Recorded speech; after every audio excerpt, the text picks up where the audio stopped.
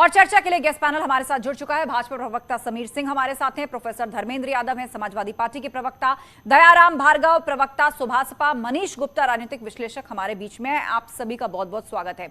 सबसे पहले सवाल प्रोफेसर धर्मेंद्र यादव आपसे यही कि ये बताइए, सुभासपा को लेकर सपा के मन में चल क्या रहा है? पहले आपने कह दिया हमें एडवाइस मत दीजिए, अब तो राष्ट्रपति उम्मीदवार को लेकर जो आपकी बैठक हुई थी उस बैठक से भी आउट कर दिया आपने, ना प्रसपा को बुलाया ना सुभासपा को बुलाया। क्या मतलब निकालें इसका?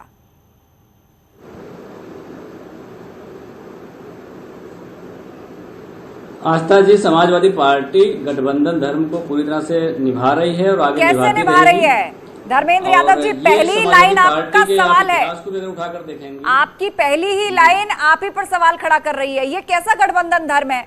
आपने राष्ट्रपति उम्मीदवार को लेकर जो बैठक की उसमें ना सुभासपा को बुलाया ना प्रसपा को बुलाया। चलिए प्रसपा तो समझ सकते हैं, लेकिन ओपी राजभर तो आज भी दिल पर हाथ रख के कह रहे हैं कि सपा के साथ हैं। तो ये कैसा गठबंधन धर्म है? नहीं, वो हमारे साथ हैं। कुछ ऐसे प्रोग्राम्स होते हैं जिसमें हर किसी को नहीं बुलाया जा सकता है, हो सकता नहीं बुलाया गया हो, तो उसको ना बुलाने का मतलब ये नहीं गठबंधन धर्म ही खत्म हो गया। ये लोग अब आप अपने हिसाब से कोई परसेप्शन बना लें तो उसके लिए तो कोई हमारे पास जवाब नहीं है। जब आदरणीय प्रकाश राजभर जी कह रहे हैं कि हम समाजवादी पार्टी के साथ हैं, हम कह रहे हैं राजभर जी हमारे साथ हैं, तो इसमें तीसरी बात कहां से आ गई है? मुझे आप स्पष्ट कर दीजिए, अगर मेरी बात पर सवाल है।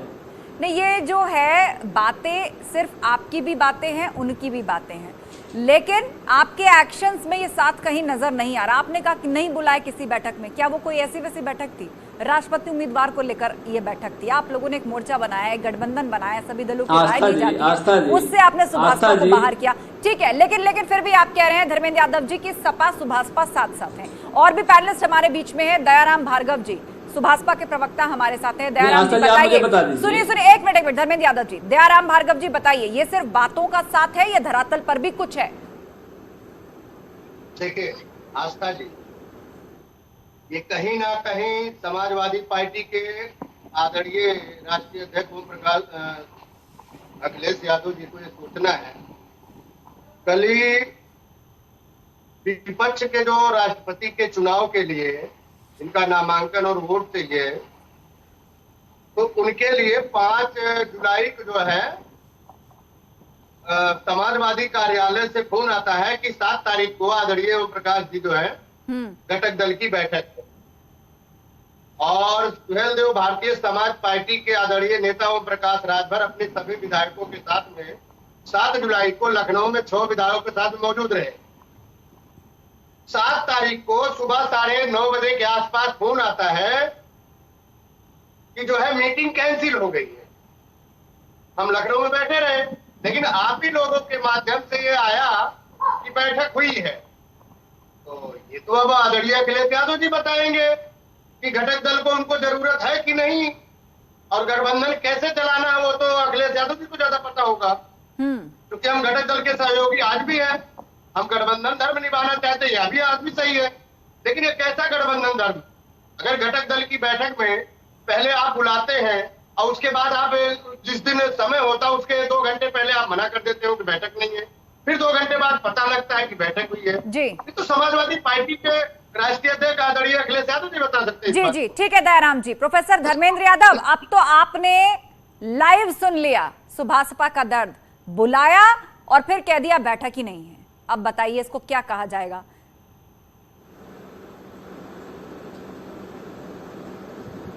आस्था जी, इनकी आवाज थोड़ा डिस्टर्ब है, मैं पूरी तरह सुन नहीं पाया। मैं रिपीट कर देती हूँ, मैं रिपीट कर देती हूँ अगर आवाज साफ नहीं आ रही। पीसीआर जरा चेक करिए दयाराम भार्गव जी का ऑडियो। धर्मेंद्र यादव जी, यहाँ सुभासपा की तरफ से यह कहा गया कि इस बैठक से पहले फोन करके बुलाया गया सुभासपा के विधायकों को।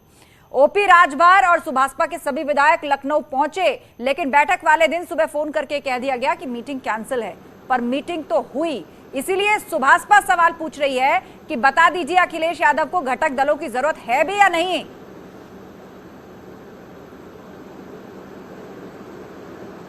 नहीं आस्था जी, इस बात जो एक बात कह रहे हैं कि इनको बुलाया गया था और बाद में मना कर दिया गया, इसकी जानकारी, अधिकृत जानकारी मेरे पास फिलहाल नहीं है, इसीलिए मैं इस पर टिप्पणी नहीं करना चाहता। चलिए ठीक है, आप खुल करके कुछ नहीं बोल रहे हैं, लेकिन मनीष गुप्ता जी राजनीतिक विश्लेषक हमारे साथ हैं। मनीष जी, आप इस पर कुछ प्रकाश डालना चाहेंगे? अब तो सुभासपा खुल के कह रही है मीटिंग के लिए इनवाइट कर दिया और फिर कह दिया मीटिंग कैंसिल है, कुल मिलाकर नहीं बुलाया गया। सपा कह रही है नहीं हम तो साथ साथ हैं, ऑल इज वेल है, सुभाषपा कह रही है हाँ हम साथ साथ हैं। ये कैसा साथ है?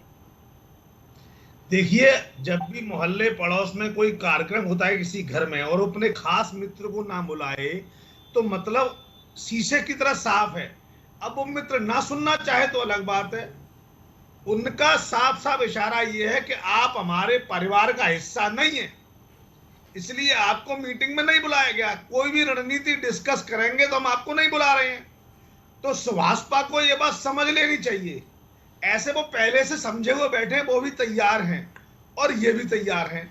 वो भी एनडीए में जाने को तैयारी कर रहे हैं। दोनों के मुंह की स्थिति ऐसी है जैसे गूंगे के गुड़ की स्थिति है, यानी मुंह में गुड़ खा रखा है, मुंह से कह नहीं पा रहे गुड़ कितना मीठा है। ये भी कह रहे ठीक है भाई, एक हमारा अलायंस कम हुआ, हम ज्यादा सीटों पे टिकट लड़ेंगे, अपने लोगों को लड़ाएंगे। दूसरे राजभर साहब भी सोच रहे हैं कि मेरे मुंह में गुड़ आ गया, मैं किसी को बताऊंगा नहीं, मीठा मीठा लग रहा है, मैं एनडीए में जाकर कोई ना कोई पद ले लूंगा, 2024 में मोदी जी के साथ चुनाव लड़ूंगा और सत्ता की क्रीम चेहरे पे लगाऊंगा। इतनी सी बात है। और मनीष गुप्ता जी, आपका आकलन यही है कि अंदर ही अंदर एनडीए से ऐसा लग रहा है कि कोई डील हो चुकी है और अब ओपी राजभर की तरफ से भी यही इंतजार किया जा रहा है कि कुछ सपा की तरफ से ऐसा हो जाए कि उन्हें पीछा छुड़ाने का मौका मिले और वो वापस एनडीए खेमे की ओर जा पाए। बहरहाल ये आपका आकलन है। समीर सिंह भाजपा प्रवक्ता हमारे साथ जुड़ गए हैं। समीर जी बताइए, सपा के गठबंधन में बिखराव, ये तो हर लिहाज से भाजपा के लिए पॉजिटिव खबर कही जाएगी। देखिए आस्था जी, दो बातें मैं कहूँगा। सपा गठबंधन का बिखराव समाजवादी पार्टी के नेता के कृत्यों के नाते है और सपा गठबंधन उत्तर प्रदेश के अंदर हाशिए पे है। रही बात भारतीय जनता पार्टी की, तो भारतीय जनता पार्टी ने सदैव सकारात्मक सोच के साथ विपक्ष को भी काम करने को कहा है और हमारे मुख्यमंत्री जी उत्तर प्रदेश के अंदर सकारात्मक सोच और उत्तर प्रदेश के विकास के लिए काम कर रहे हैं। रही बात ओम प्रकाश राजभर जी की, तो आपने देखा होगा माननीय राष्ट्रीय अध्यक्ष जी ने राष्ट्रपति के चुनाव को लेकर विपक्षी दलों के नेताओं से भी आग्रह किया है, बात किया है सबसे कि भाई सर्वसम्मति से राष्ट्रपति का चुनाव होना चाहिए। आप सब लोग एक आदिवासी महिला श्रीमती द्रौपदी मुर्मू जी के समर्थन में, सौभाग्य है देश का कि एक आदिवासी महिला को राष्ट्रपति का उम्मीदवार बनाया, आप समर्थन करिए। हमें लगता है कहीं ना कहीं ओम प्रकाश राजभर जी हो, शिवपाल जी हो, ऐसे बहुत सारे विपक्ष के नेता हैं, चाहे बीजू पटनायक हो उड़ीसा के अंदर, छत्तीसगढ़ के अंदर भी और झारखंड के अंदर भी, बिहार के अंदर और भी कई, पंजाब के अंदर, सभी राजनीतिक दलों का समर्थन द्रौपदी मुर्मू जी को मिल रहा है, श्रीमती द्रौपदी मुर्मू जी को। और हमें लगता है कि कहीं ना कहीं हमारे राष्ट्रीय अध्यक्ष जी की द्रौपदी मुर्मू जी को समर्थन मिल रहा है, वो भारत की अगली राष्ट्रपति होने जा रही हैं। आपका खेमा भारी है, ये अपने आप में एक अलग विषय है, लेकिन फिलहाल हम 2024 को लेकर चर्चा कर रहे हैं। प्रोफेसर धर्मेंद्र यादव, विपक्ष का इस तरह बिखराव आप कैसे टक्कर लेंगे 2024 में भाजपा जैसी मजबूत पार्टी से?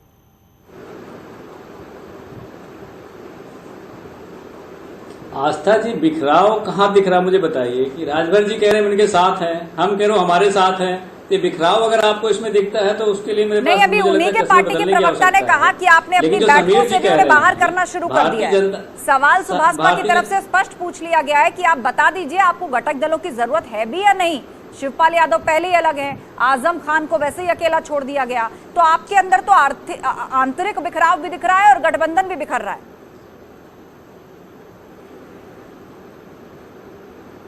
नहीं, आप इसको ऐसे कैसे आंतरिक बिखराव फिर कह रही हैं, फिर गठबंधन का भी बिखराव कह रही हैं, तो मतलब ये बात मुझे समझ नहीं आ रही कि आप क्या कहना चाह रही हैं। लेकिन मैं आपके चैनल के माध्यम से पूरे देश को और प्रदेश को बताना चाहता हूं कि अगर भारतीय जनता पार्टी की कुनीतियों कुरीतियों को कोई रोकने में सक्षम है तो वो समाजवादी पार्टी है। अभी समीर जी कह रहे थे कि आदिवासी महिला है मुर्मू जी, अगर आपको जानकारी है कि इससे पहले जो राष्ट्रपति हमारे थे वो दलित समाज से आते थे और उन्होंने दलित समाज का प्रथम व्यक्ति होने के बाद भी मंदिरों में प्रवेश पाने के लिए संघर्ष किया, मंदिर के गर्भगृह में धक्के मारकर बाहर निकाला गया। तो देश के प्रथम व्यक्ति का अगर ये हालात है, प्रोफेसर धर्मेंद्र यादव, ये एक अलग विषय है। पार्टी के मन में कुछ हम यहाँ राष्ट्रपति चुनाव या उसके इतिहास उस सब को लेकर चर्चा नहीं कर रहे हैं, ये एक अलग विषय है। यहाँ बात हो रही है अखिलेश यादव और ओपी राजभर की उन बढ़ती दूरियों की जो अब जग जाहिर है, लेकिन आप सिर्फ शब्द नहीं देना चाह रहे उन्हें। लेकिन आपके द्वारा उठाया गया हर कदम और हर इशारा अब यही कह रहा है। दयाराम भार्गव सुभाषपा के प्रवक्ता है, वो भी इसी बात को कह रहे हैं। दयाराम भार्गव जी, आपको लग रहा है कि हर दिन अब एक अपमान का घूंट आपको इस गठबंधन में सहना पड़ रहा है? आपको एक महत्वपूर्ण बैठक से दूर रखा गया, दो टूक कह दिया गया कि हमें कोई राजनीतिक एडवाइस मत दीजिए। नहीं, देखिए, राजनीतिक जो सलाह की बात आदरणीय अखिलेश यादव जी कर रहे हैं, वो आदरणीय ओम प्रकाश राजभर किस परिप्रेक्ष्य में किए उसको समझना चाहिए।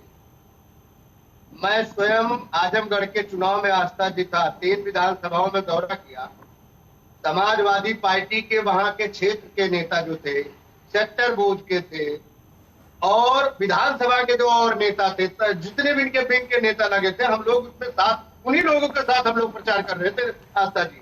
तो वही लोग समाजवादी पार्टी के नेता कार्यकर्ता जो थे, मताधिकार के लोग, मत करने वाले लोग, वो कहते थे जिस तरह आदरणीय ओम प्रकाश राजभर अपने कार्यकर्ताओं को जोश भरने के लिए मैदान में है, अगर इसी तरह माननीय अखिलेश यादव जी हम लोगों के बीच में आते तो जो हमारी मानसिकता दबी हुई है वो और हम लोगों में ऊर्जा पैदा करता। ये बातें आदरणीय ओम प्रकाश राजभर जी इस बात को कहा कि घर से निकले, एसी से निकले और कार्यकर्ताओं के बीच में जाए, तो बात को सही कहा है। और आपने आस्था जी देखा होगा, आज तक आदरणीय नेता ओम प्रकाश राजभर जी बड़ी बेबाकी से सच्चाई की बात रखते हैं, हमेशा सटीक बात रखते हैं। और सच अगर किसी को कड़वा लगता है तो इसको हम क्या कर सकते हैं, और सच अगर लोगों को लगता है कि बागी है तो यानी कुल मिलाकर सुभाषपा अपनी बात पर कायम है कि समाजवादी पार्टी को और ग्राउंड पर आने की जरूरत है। एसी में बैठकर प्लानिंग, पॉलिटिक्स, ये चुनाव नहीं लड़े जा सकते, आपको जमीन पर आकर काम करने की जरूरत है। अब भी ये सलाह सुभाषपा लगातार दे रही है। मनीष गुप्ता जी, 2024 इस वक्त केंद्र में है, उसी को लेकर तमाम राजनीतिक पार्टियां अपने समीकरण और अपनी रणनीति बनाने में जुटी हुई हैं। एक तरफ भाजपा जैसी पार्टी जो अभी से बूथ लेवल की प्लानिंग लेके चल रही है, राष्ट्रीय कार्यकारिणी में किस तर्ज पर मैसेज दिया जाना है 2024 के चुनाव में, उस पर आगे बढ़ रही है। और दूसरी तरफ विपक्ष की हालत यहां बिखरी बिखरी सी नजर आ रही है। आपको लग रहा है कि 2024 आते आते कोई मजबूत मोर्चा विपक्ष बना पाएगा यदि यही हाल रहा? अगर यही हाल रहा तो जो है वो भी हाथ में नहीं रहेगा। मैं साथ के साथ आप 2024 की तैयारियों के बीच मैं दयाराम भार्गव जी से पूछना चाहता हूं, आप सुभाषपा के प्रवक्ता हैं, कृपया ये बताएं कि क्या आपको अगर ऑफर मिले तो क्या आप एनडीए में जाना चाहेंगे कि आप आज भी इतनी बेइज्जती सहन करने के बावजूद भी, इतने अपमान के बावजूद भी समाजवादी पार्टी के गठबंधन में बने रहेंगे? और ये राय आप अपनी अपने दिल की राय बात बताइए और पार्टी की बात बताइए, दोनों बात बताइए। दयाराम भार्गव जी, सवाल सुना आपने? मनीष गुप्ता ने आपसे अभी अभी एक सवाल पूछा है। जी जी, मैंने सुना है, मैं बता रहा हूँ आपको। देखिए, हम पहले भी समाजवादी के साथ थे, आज भी हैं। घटक दल को तय करना है कि साथ रखेंगे कि नहीं रखेंगे। हम आज भी कह रहे हैं, हम अपने वादे पे आज भी कायम हैं। और सहयोगी दल होने के नाते हमें अगर नहीं बुलाया गया है तो ये इस चिंता का विषय जो है हम लोग तो कर ही रहे हैं। चिंता का विषय है, हमारे में कहाँ सच्चाई बोल रहे हैं जी। अरे वो आपको अपना हिस्सा कहाँ मान रहे हैं, वो आपको बुला ही नहीं रहे हैं। आपके इंतजार आए, आपकी हालत भी कहीं ना कहीं चचा जैसी हो गई है, आपकी हालत भी चचा जैसी हो गई है। सुनिए, ऐसा है, मेरी बात सुनिए। देखिए, हम शिवपाल यादव प्रसपा की पार्टी नहीं है। सुहेल देव भारतीय समाज पार्टी अपने संगठन और अपने कार्यकर्ताओं के दम पे बात करती है। हम हवाई बात नहीं करते। मैंने कहा ना, मैं स्वयं आजमगढ़ के चुनाव में था। नेताजी ने जो बयान दिया इसलिए अच्छा लगता है कि समाजवादी पार्टी के कार्यकर्ताओं की मांग थी, इसलिए आदरणीय ओम प्रकाश राजभर जी ने इस बयान को दिया। और अगर ये बयान वाकई में नहीं, दयाराम जी, क्या बयान आपने दिया? आपने क्या सलाह दी? कार्यकर्ताओं के कहने पर बयान दिया, क्यों दिया? वो ठीक है, वो बात ठीक है, लेकिन सवाल ये है कि क्या अब भी आप अपने आप को अपमानित महसूस नहीं कर रहे? अब भी आप कह रहे हैं कि ये बात हमें खटक रही है। क्या ये सिर्फ खटकने वाली बात है? आपको नहीं लग रहा कि ये तो ओपन संकेत है? पहले शिवपाल यादव, फिर आजम खान और अब क्या सुभाषपा या ओपी राजभर की बारी है? देखिए, हमने कहा ना, जो भी निर्णय आदरणीय नेता ओम प्रकाश राजभर लेते हैं सभी कार्यकर्ता इस चीज को मानेंगे। हम लोग तो जनसेवक हैं, हम लोग तो आदरणीय नेताजी की बातों को लेके चलते हैं। लेकिन ये सही है कि गठबंधन धर्म को निभाना समाजवादी पार्टी को देखना उसका क्या निर्णय है, हम उसके निर्णय का इंतजार कर रहे हैं। बताइए प्रोफेसर धर्मेंद्र यादव, आपके निर्णय का इंतजार कर रहे हैं। गठबंधन धर्म को निभाना भी है कि नहीं निभाना है, साथ लेकर चलना भी है कि नहीं चलना है? क्योंकि ओपी राजभर तो कह रहे हैं मैं तो सोनिया गांधी के संपर्क में भी रहता हूं, मैं तो मायावती बहन जी के भी संपर्क में रहता हूं, मैं मुख्यमंत्री जी के भी संपर्क में रहता हूं।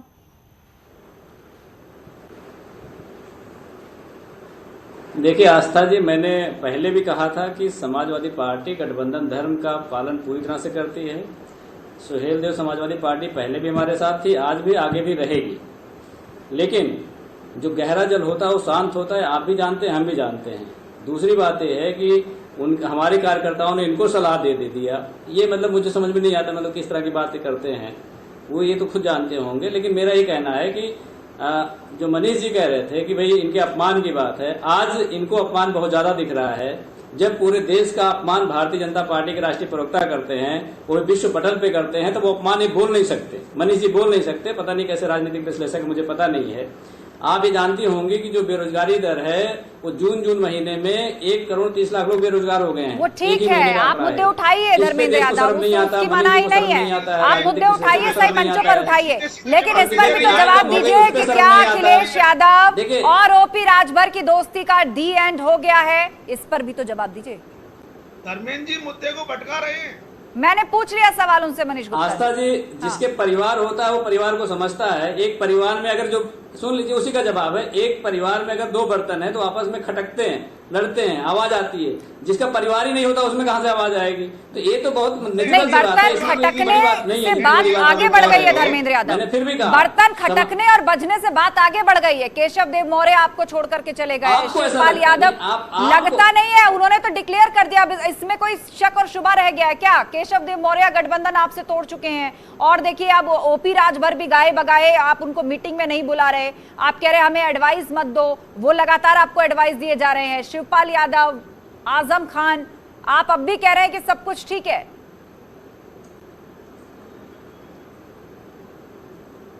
आस्था जी, मैंने एडवाइस के लिए एक बड़ा उदाहरण अच्छा लिया था, आपके इस शो में भी ले रहा हूं।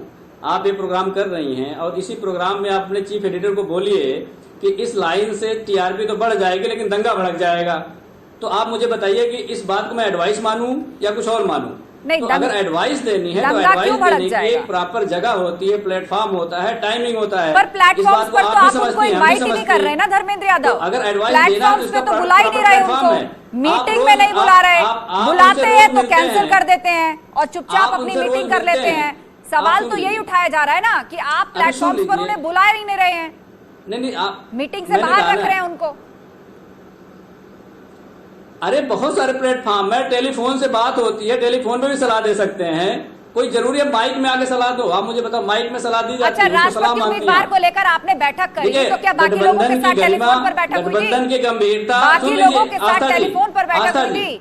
ठीक है, आपकी सियासी मजबूरी में समझ सकती हूँ धर्मेंद्र यादव, सियासी मजबूरी में समझ सकती हूँ, लेकिन जाते जाते ठीक है 10 सेकंड, उसके बाद समीर सिंह, क्योंकि मुझे डिबेट क्लोज करनी है। देखिए आप अगर आस्था जी, अगर आप ही सब कुछ समझ लेंगी, आप ही सब कुछ बोल देंगी तो फिर नहीं, मैंने आपको दिया है धर्मेंद्र यादव 10 सेकंड, अपनी बात रखिए। हर चीज की गरिमा होती है, उस गरिमा में देखिए मैंने फिर कहा कि समाजवादी पार्टी गठबंधन धर्म पूरे निष्ठा और ईमानदारी के साथ निभाती है, आगे निभाती रहेगी। और आज तक का इतिहास आप उठाकर देखिएगा, कोई एक उदाहरण आपको नहीं मिलेगा जिसमें समाजवादी पार्टी ने गठबंधन को तोड़ा हो। ठीक है, चलिए, बहुत बड़ी बात आप कह रहे हैं। हाल ही में केशव देव मौर्य आपका साथ छोड़ करके गए हैं, आप उस पर बात नहीं करना चाहते। ओपी राजभर पर भी आपकी सियासी मजबूरी समझी जा सकती है धर्मेंद्र यादव जी। समीर सिंह, अब 2024 के लिए जंग होनी है और ओपी राजभर कह रहे हैं कि मैं तो सोनिया गांधी के संपर्क में भी रहता हूं, मैं मायावती के संपर्क में भी रहता हूं, मैं मुख्यमंत्री के भी संपर्क में रहता हूं। जाते जाते आपका रिएक्शन, क्या स्वागत करेगी भाजपा?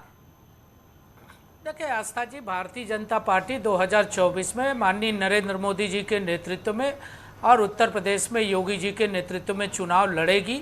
हम अपने काम के आधार पर, हम अपने परिश्रम के आधार पर, जनता के सेवा के आधार पर और सरकार की उपलब्धियों के आधार पर हम चुनाव लड़ेंगे। हाँ, यह जरूर बात है कि ओम प्रकाश राजभर का दर्द जायज है, क्योंकि जिस प्रकार से अखिलेश यादव ने ओम प्रकाश राजभर का अपमान किया, इसके पहले शिवपाल यादव का अपमान किया, उसके पहले मुलायम सिंह का अपमान किया।